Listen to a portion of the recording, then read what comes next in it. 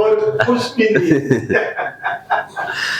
और देखो, मैं आपको बताऊं, जैसे कई चीजें ना मैंने देखी है भी। एक व्यक्ति जो है ना, मान लो कोई बिजनेस सेल कर रहा है, कोई भी व्यापार बेच रहा है, मान लो कि फिर मैं कहूंगा कि चाहे कोई फ्रूट वाला है, चाहे कोई बड़ी दुकान है किसी की भी, उसका जो व्यवहार होता है ना, वहां पर उसका जो बोलना होता है। हालांकि देखो, मैं इस चीज के पक्ष में नहीं हूं जो आधुनिक काल में केवल कम्युनिकेशन सिखाया जाता है, संवाद करना, मीठे बोलो, ऐसे करो, ये नहीं भी। आत्मीयता होनी चाहिए, जिसको बोलते हैं परानुभूति। हाँ, परानुभूति कि पहले समझो, पहले हम लोग समझे किसी को, फिर समझे जाएं। ऐसा नहीं कि अब मैं तो बहुत बढ़िया बोल रहा हूं और आपको सुना रहा हूं, जैसे कोई भी मेरे साथ पर्सनली बैठे हैं और मैं उनको सुनने के लिए राजी नहीं हूं, तो मैं डोमिनेट कर रहा हूं। वो भी अपराध है। हम लोग हर इंसान को समझें। जरूरी नहीं है कि एक व्यक्ति को हो सकता है कि ज्यादा अच्छा ना बोलना आता हो, लेकिन उसको समझने की क्षमता जो है ना, वो हमें एक इंसान बनाती है। मैं आपको एक छोटी सी बात बताऊं, मेरे दादाजी जो है ना, उन्होंने आज से जैसे लगभग 40-50 वर्ष पहले एक जमीन थी, जैसे वो सरप्लस की जमीन होती है, आपको पता हो तो, ऐसी कोई जमीन थी, तो उसका केस चलता था। तो दादाजी केस के लिए, बड़ा घर में गरीबी थी, तो दादाजी केस के लिए जाते थे चंडीगढ़। तो दादी कहती थी कि दादाजी की जेब में 5 रुपए होते थे ना, मान लो एक्स्ट्रा किराए के अतिरिक्त, तो वो भी कहते घर ले आते थे वो भी। कहने वालों, मैं तो एक तो उनका स्ट्रगल बता रहा हूँ भी। वो वहां चाय भी नहीं पीते, चंडीगढ़ से वापस आके अपना घर में ही जैसे खाना लेके जाते थे। तो दादाजी ने क्या हुआ कि जब उनकी आयु हुई 70 वर्ष की, 75 वर्ष की, तो वहां पे उनके पास कोई बैठे ना, क्योंकि सारे व्यस्त हो गए। अब उनके पास बैठ के फिर मेरे को थोड़ा सा इन चीजों का समझ आया कि यार इंसान की दिक्कत क्या है। इंसान को कुछ भी नहीं चाहिए। पेरेंट्स को क्या चाहिए? पेरेंट्स को चाहिए कि हमें समझें कि हमने जो किया उसकी कोई वैल्यू ही नहीं है, भी फर्क ही नजर नहीं आ रहा। तो मैं बैठ जाता था उनके पास, तो मैं क्या करता था, मैं उनकी बातें सुनता। फिर मैंने कहा, दादाजी उस समय आप एक बार भावलपुर गए थे पाकिस्तान मजदूरी करने, तो आप कैसे किसी के पास रुके थे? तो दादाजी जैसे कहते थे, सरदार बड़ी शानी कौम होती है, तो हम एक सरदार जी हमें ले गए थे, हम आ रहे थे भी, चलो रात मेरे पास रुको। ऐसी बड़ी सुंदर सुंदर बातें बताते थे वो। तो मैं उनके साथ बैठते, मैं, दादाजी जो आपने किया, जैसे 18 एकड़ जमीन आज हमारे पास, 18 एकड़ जमीन, चलो ज्यादा नहीं 4 करोड़ की वो जमीन है भी, हमें कितना बड़ा गिफ्ट दे के गए हैं वो आज। तो मैं उनको कहता था कि दादाजी अब तो देखो बहुत मुश्किल है, और आपने उस समय हमारे लिए किया, और रियल में ये है। ऐसा नहीं कि मैं उनको खुश करने। तो वो ये कहते थे, हम जैसे कि 8 तो पोते हैं उनके, और 4 मेरे पापा जी, और 12 हो गए ना। तो वो ये कहते थे कि बस तू है एक, तू बैठता है और तो कोई बात नहीं करता। मैं ये दूसरों की वो कभी नहीं निकाल रहा, मैं कहूँ व्यस्तता की वजह से हम लोग ये नहीं करते, और इस वजह से रिलेशनशिप में दिक्कत आ रही है। कोई कुछ मांगता नहीं है। जैसे कि जो अपना पेट भर के भोजन कर रहा है, उसको क्या चाहिए? एक समझ चाहिए कि यार मैं कुछ कर रहा हूं। उसको मान लो एक बच्चा है जो आज 13 वर्ष का है, 13 से 15 का हो गया, 20 का हो गया, और वो घर से बैठ के गाड़ी में जाता है, गाड़ी में आ जाता है। लेकिन अगर उस बच्चे के अंदर थैंकफुल का भाव है पेरेंट्स के प्रति, यार मेरी जिंदगी बहुत सुंदर है, बहुत अच्छी है, पेरेंट्स का थैंक्स करता है, धीरे धीरे 25 साल का होगा हमेशा, तो वो चीज जो है ना, वो कभी उसका बॉन्डिंग टूटती नहीं है।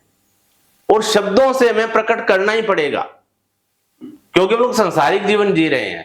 साइलेंस के अंदर विचारों का आदान प्रदान, ये जो है ना थोड़ी डीप बातें हैं, लेकिन संसार में हमारा जो स्तर है, हमें शब्दों के माध्यम से कहना ही पड़ेगा कि मास्टर जी ने हमारा बहुत सहयोग किया, क्योंकि वो चीजें हमें प्रकट करनी ही होगी। तो आदरणीय जैसे हमारे साथ राबड़ी लेके आए हैं, बड़ी स्वादिष्ट थी, तो हमें वो उसके लिए तो थैंक्स करना ही पड़ेगा। वो चीजें हम लोग करें, एक समझ, किसी भी छोटी सी चीज को जब हम लोग उसके लिए थैंक्स करते हैं ना, वो चीज उस व्यक्ति को भी लगता है कि यार ऐसा तो कुछ भी नहीं था, इन्होंने तो बहुत बड़ी, वो होता है भाव। एक हमने चीज को विशाल बना दिया, व्यापक, कोई भी एक्सपेंड हो रही है, चीजें फैलाव कर रही हैं। एक हम है कि हमारा माइंड संकुचित होता जा रहा है, चीजें इतनी बड़ी दिखाई दे रही हैं, इतना भी हम लोग नहीं उसके बारे में बोल रहे। एक व्यक्ति को इतना अच्छा किया और उसने उसको इतना एक्सपेंड कर दिया, बड़ा बना दिया, कि यार बड़ा यार आपने पानी पिलाया, बड़ा ठंडा था, मेरा तो कलेजा ठंडा हो गया। वो पानी को मान लो कि जैसे हमारे जो ये सिख समुदाय कम्युनिटी है, पानी को भी प्रसाद के रूप में, जैसे अमृतसर में मैंने देखा, तो उसको भी कितना विशाल बना दिया थैंकफुल के भाव से भी वो बाटे में पानी दे रहे हैं। तो इसलिए जो है ना भी शब्दों का बहुत बड़ा एक पार्ट होता है। अब यहां पे जैसे भावनाएं, ठीक है, और शब्द थोड़ा सा कल से डिफरेंट रहेगा, जुड़ाव कल की विषय के साथ है, और एक भाव भंगिमा। भाव भंगिमा, अब देखो शब्दों का, भावनाओं का और भाव भंगिमा का, तीनों का एक आपस में मिश्रण होना चाहिए। समझते हो इस बात को? मान लो कि मैं बोल रहा हूं कि देखो शब्द है ना, शब्द वास्तव में, यानी कि अगर मैं इमोशन से बोल रहा हूं तो मेरी भाव भंगिमा भी वो चीज प्रकट कर रही है। बॉडी लैंग्वेज कहां से बनी? भावों से बनी। अब शब्दों से डायरेक्ट कुछ लोग बॉडी लैंग्वेज बनाते हैं, वो बीच का पार्ट छोड़ देते हैं, बॉडी लैंग्वेज नहीं बनेगी। उसका एक्सप्रेशन वो ऐसे कर रहा है, कभी ऐसे कर रहा है, वो मुस्कुरा रहा है, कभी किससे है? भाव से। उसका भाव कैसा है कि जैसे अब जैसे मैंने एक बात बताई कि एक व्यक्ति मान लो फ्रूट बेच रहा है, तो अब मैं क्या कर रहा हूं कि जैसे कि जब भी हम लोग शब्द बोलते हैं उस शब्द को पिक्चराइजेशन करके बोल रहे हैं। जैसे मैं पिक्चराइजेशन करके, आप मेरी बात को समझ रहे होंगे, मैं एक पिक्चराइजेशन करके एक तस्वीर माइंड में बना के फिर मैं बोल रहा हूं आपके सामने। भी एक बात बता रहा हूं मैं आपको थोड़ी अभी 1 मिनट के बाद। तो अब वो पिक्चराइजेशन मैं कर रहा हूं, तो ऐसा टीवी तो नहीं बना हुआ, मेरे अंदर पिक्चराइजेशन बन रही है, तो आपके अंदर भी वो बनेगी। समझ गए मेरी बात को? अगर है कोई रोकने वाला नहीं। हाँ, वो बनेगी। जैसे बच्चा है, अब क्या होता है, कहते हैं बच्चे को किस तरह से मोटिवेट करें। अब बच्चे को ऐसे नहीं होता, बच्चे को जैसे कहते हैं बेटा मैं आपको एक कहानी सुनाता हूँ, कई बार आपका मन नहीं करता ना पढ़ने को, एक छोटी सी कहानी सुनाता हूँ, बड़ी कमाल की है। थोड़ा सा उसको तैयार किया। एक बार क्या हुआ कि एक कौवा था, और कौवा जो था, कौवा तो देखा होगा, वो जैसे बच्चे को हम लोग बोलते हैं, तो वो कहते हैं यहाँ देखा है। तो कौवा जो था उसके अंदर दृढ़ संकल्प बहुत था, वो सोच लेता था ना मेरे को ये करना है तो करना है। तो एक दिन क्या हुआ कि वो कहीं पर भटक गया, दूर राजस्थान में, प्यास लग गई, बड़ा बुरा हाल था उसका बेचारे का। फिर वो उड़ रहा था, उसको था कि मेरे को पानी मिलेगा, दृढ़ इच्छा थी उसके अंदर भी, पानी पी के ही दम लूंगा, मैं जीना चाहता हूं, उसके अंदर जीने की एक इच्छा थी।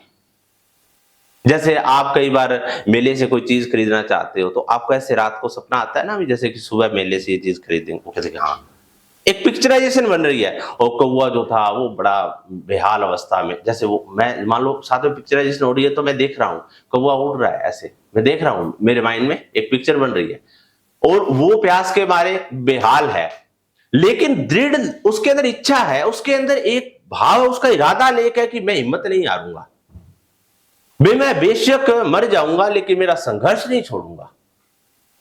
तो ऐसे करते करते बस कहते कि जब कि खुद के साथ जीना सीख ले, जिंदगी आसान हो जाएगी, विश्वास भरेगा आवाज तो दे, कायनात तो उस पर कुर्बान हो जाएगी। तो कायनात भी कहते कि साथ देती है, सृष्टि, प्रकृति, परमात्मा, बच्चे को परमात्मा समझ आता है, वे परमात्मा भी साथ देते हैं जब हम लोग शिद्दत से लग जाते हैं। तो हुआ क्या कि उसको परमात्मा ने रास्ता दिखाया, और दूर उसको एक थोड़ा सा हरा जंगल कुछ दिखाई दिए, कुछ दरख्त, उसके मन में ऐसे भाव जागे कि वहां पे हरियाली है तो कोई पानी होगा। तो कौवा वहां पर बड़ा इच्छा शक्ति से दौड़ के गया, और उसके बाद देखा कि एक घड़ा है, तो उसकी आंखें चमक उठी, पानी होगा। लेकिन फिर से एक बार वो मायूस हो गया, क्योंकि घड़े में पानी बहुत कम था।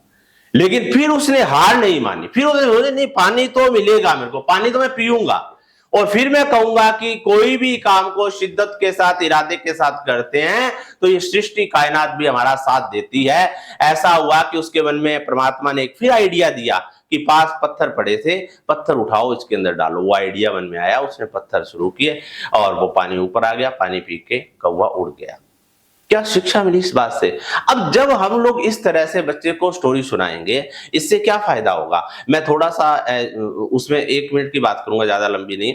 उससे एक तो ये फायदा होगा, पिक्चराइजेशन बनेगी, और जो बोलने वाला है उसका कम्युनिकेशन अच्छा होगा, सुनने वाले को पिक्चर बनेगी, इंटरेस्ट डबल काम होंगे। एक तो उसके अंदर प्रेरणा जागेगी, एक बच्चे के अंदर प्रेरणा की हिम्मत नहीं आनी चाहिए। कभी भी जीवन में हिम्मत मत हारो कि अपने सपने उनके सच होते हैं जिनके सपनों में जान होती है, पंखों से कुछ नहीं होता, हौसलों से उड़ान होती है। तो हमेशा हमें इच्छा शक्ति के पीछे मंजिल मिलती है। तो अब तो एक तो मोटिवेशन हुआ, एक बच्चे को स्टोरी, अब आप सोचो कि अगर ऐसा सुनाया जाए तो बच्चे को स्टोरी याद होगी कि नहीं होगी? पिक्चर बन गई, और पिक्चर जितना गहराई से, सुनाने वाले की जितनी गहराई से पिक्चर होगी माइंड में, उतना ही दूसरे के माइंड में फिट हो जाएगी। कि चीजें खराब होंगी तो नालियों तक पहुंचेंगी, जुबान खराब होगी तो गालियों तक पहुंचेगी। चीजें खराब होंगी तो नालियों तक पहुंचेंगी, जुबान खराब होगी तो गालियों तक पहुंचेंगी। ये शायरी, ये एहसास, ये कविताएं मेरे एहसास का नतीजा है दोस्तों, दिल से निकलेगी, आपकी तालियों तक पहुंचेगी। भी जब हम लोग जितना गहराई से कोई चीज बोलेंगे उतना गहराई से जाएंगे। हम कहते हैं बच्चे समझते नहीं है, मैं कहता हूं कि ऐसा हो सकता है कि हमारी बात को कोई समझे नहीं। ऐसा जरूरी नहीं है कि मैं 100% डेडिकेशन के साथ बोल रहा हूं और सबको 100% समझ, ऐसा जरूरी नहीं है। लेकिन ये हमारे पास इस चीज का प्रूफ होना चाहिए, इस चीज की ऑथेंटिसिटी होनी चाहिए कि मैंने 100% जान लगाई, मैंने उस माइंड के उस लेवल से, मैंने शब्द जो है ना उस भाव से उस पिक्चर बना के और उस भाव से मैंने वो बातें कही। अगर फिर भी ना समझे, फिर आपका कसूर नहीं है, फिर वही बात होती है, हर व्यक्ति अपने आईक्यू से जीता है। लेकिन इसमें रिजल्ट मिलते हैं, सीखने वाला है ना वो याद करेगा इस चीज के लिए भी, यार बात बहुत गजब की कही। तो यहां पे मैं ये कहता हूं कि शब्द जो है ना उसके साथ पिक्चर और भावनाएं हमारी होनी चाहिए।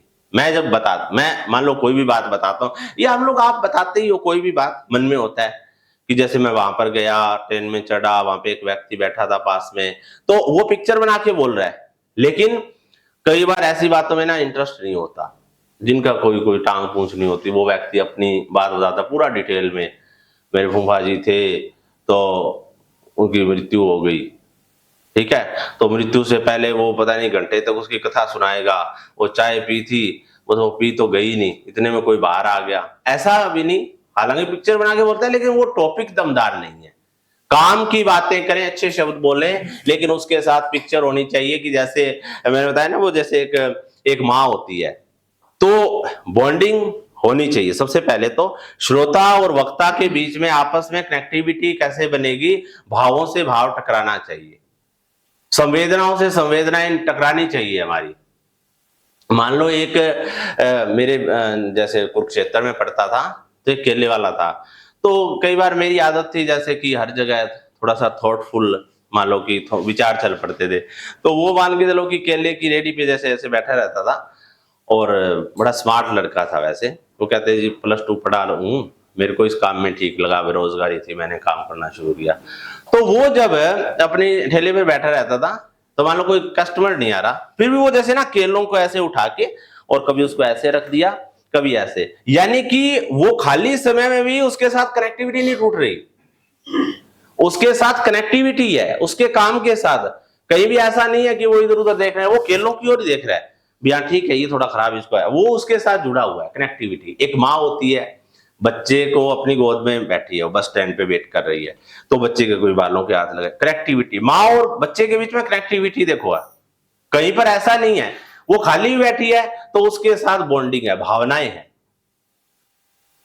तो जब जैसे कि एक तो बात हुई बॉन्डिंग की होगी, एक जैसे मान लो मैं आपको कोई बात बता रहा हूं, तो एक पिक्चर बना के, पिक्चर बन रही है मेरे माइंड में और मैं आपको बता रहा हूं, तो बात सुनने में भी अच्छी लगेगी, समझने में भी। स्पष्टता हमेशा सर इसी चीज से आती है, बातों में ना स्पष्टता होना, बिल्कुल क्लियर कट बात, कोई उसमें लाग देग नहीं, कोई भी प्रश्न नहीं।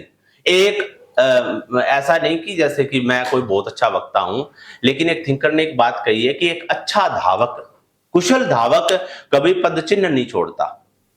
समझे इस बात को? कैसे बताओ? माने वो छोटे शब्दों में या नहीं, कोई एक कुशल धावक कह रहा हूं, धावक दौड़ने वाला। अच्छा। एक कुशल धावक अपने पदचिन्ह नहीं छोड़ता धरती पर। इसका क्या मतलब हुआ?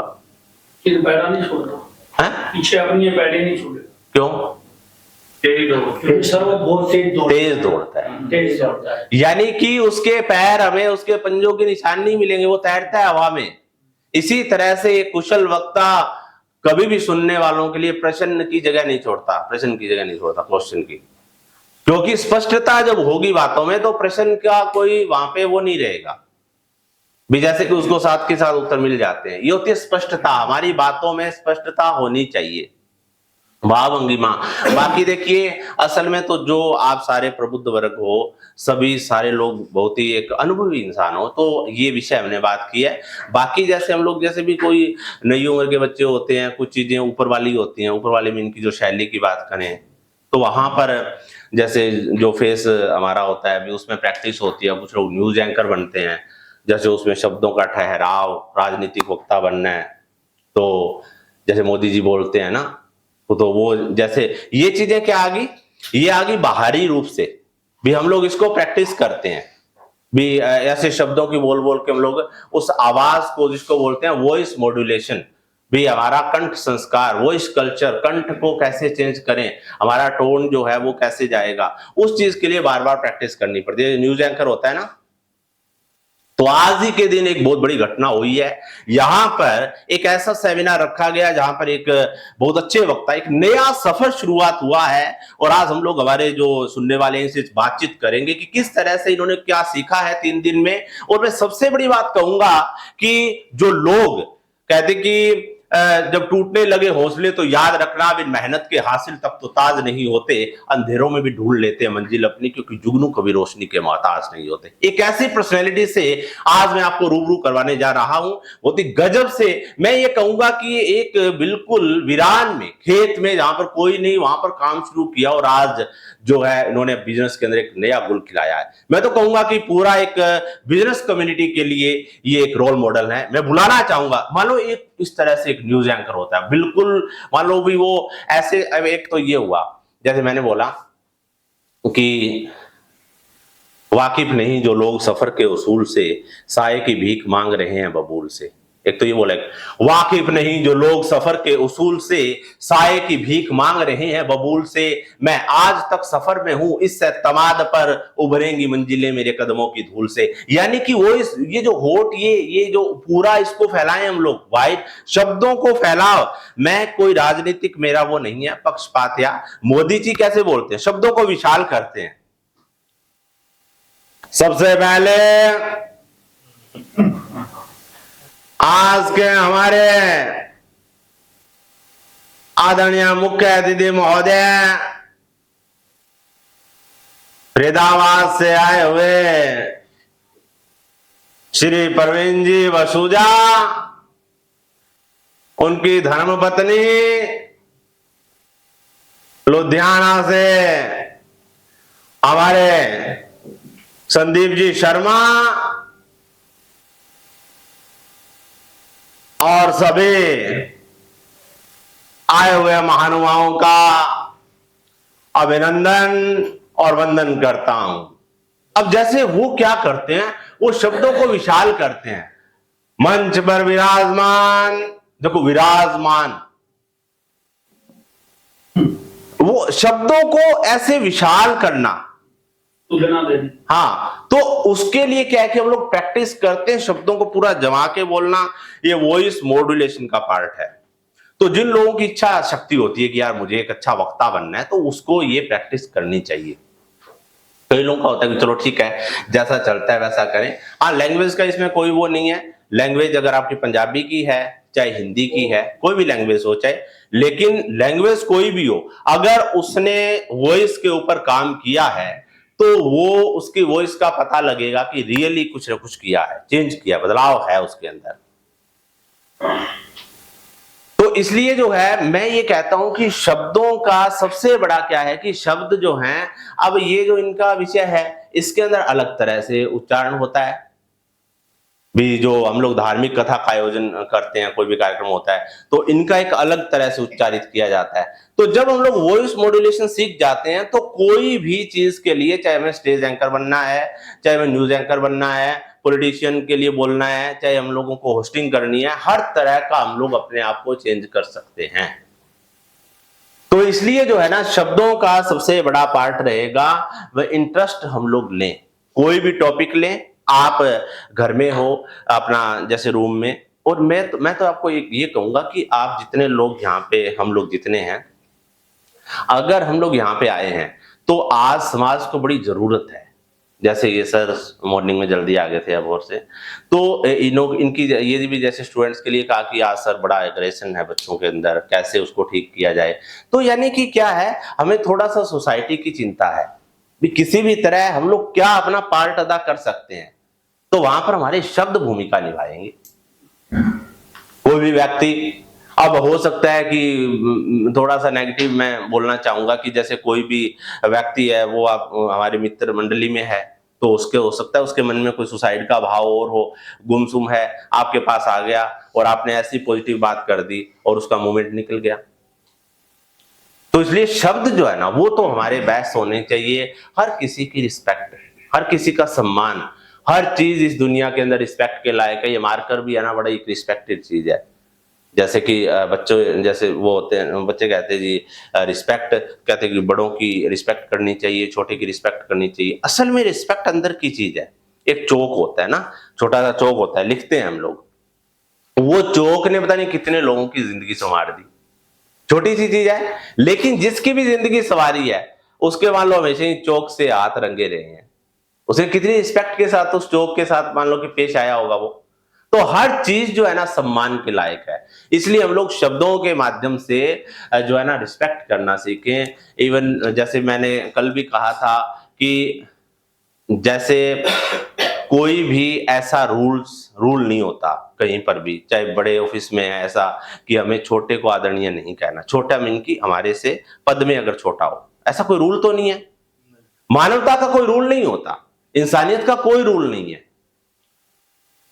तो जैसे वो एक वो है ना सर, वो छोटा दृष्टांत, वो कौन थे जो वो मुसलमानों को पानी पिला रहे थे, कन्हैया जी, है ना। तो वो क्या थे, उनके अंदर मानवता थी। उनको था कि मेरे को तो मेरा गुरु दिखाई दे रहा है सब में। मेरा काम पानी पिलाने का है।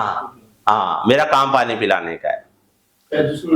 हाँ, तो इसलिए जो है ना, हम लोग शब्दों के ऊपर जरूर काम करेंगे।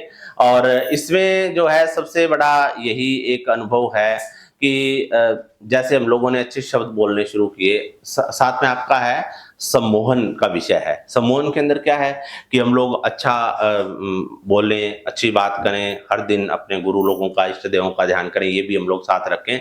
तो इसके बाद क्या है कि हमारे शब्दों को हम लोग जैसे शब्द बोलेंगे, आदरणीय, सम्माननीय, परम आदरणीय, आज हमारे बीच में उपस्थित हैं, आपने जो बात कही है। अब देखो कोई भी व्यक्ति है, मैं इवन ये भी कहूंगा कि आप सभी लोग मंच से जुड़े हुए हैं, स्टेज से जुड़े हुए हैं।